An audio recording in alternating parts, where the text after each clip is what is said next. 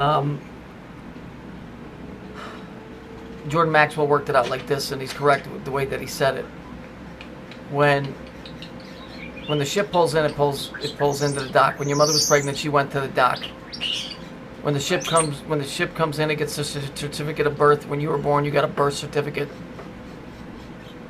When the ship leaves, it goes out the canal. When you were born, you came out of your mother's birth canal, and because you come from your mother's water, you become part of the banking system.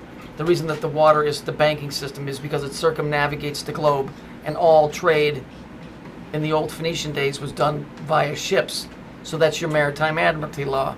So because you came from water, you now became part of the banking system, and you don't exist. You exist as a person.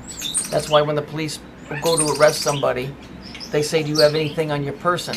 Because the human being, this one here, ceases to exist when this assigned name is put on him, and he enters into existence, into this system. And everything that you have, basically, you don't own. Everything that you have legally is in uppercase letters. That's how you designate it as this thing, or a golem, or a monster. Black's Law Dictionary describes a person, one that resembles a human, but being that of a lower order, which is a person, and not of inheritable blood. Not inheritable blood means you can't own anything. So if you look at the title to your car, on the back it says signature of seller. It never says that you're the owner. The deed to the house says signature of tenant. Never says signature of owner, because by law, you've entered into existence as a double of a person. This is where your law comes from. This is the absolute law of your birth certificate. And this goes back to Phoenicia, and it goes back to Adam and Eve being the first golem.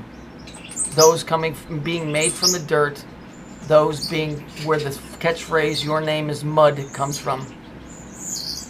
This is literally the law of how you came into existence even today. And we know that's the two pillars on his head. It's no big mystery. And they'll give you all kinds of explanations. You know what that is by looking at it. Okay? This is the law right here. Go look up Black's Law Dictionary. Let me see if I can find it, and I'll post it. Well, I have to dig it up. I got about 800,000 files, but I've got it. But that's really the law. Because you're a part of the... There's two laws. There's the law of the land where you live, and the people there make the law. Like if you live in Illinois, you can do things in Illinois that you can't do in Afghanistan, and vice versa. But the law of the sea is the law of banking, because the whole world is encompassed by it. And you can get a credit card in Illinois, and you can go over to Afghanistan, and if they have, somewhere where you can use a credit card, you can use it there. But the laws don't transfer. But the banking laws are worldwide. So the law of banking is the law of the sea, and the Phoenicians are the ones that set it up. Isn't it interesting that the Phoenicians were called the purple people? How interesting. Red and blue pillar and purple. Phoenician, Jews speak Phoenician. Because there is no Hebrew language, they speak ancient Phoenician. I don't know, I smell a rat, but whatever. But this really is what you are in reality, right here.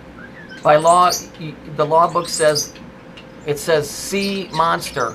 Not like a sea monster, but it says look under monster.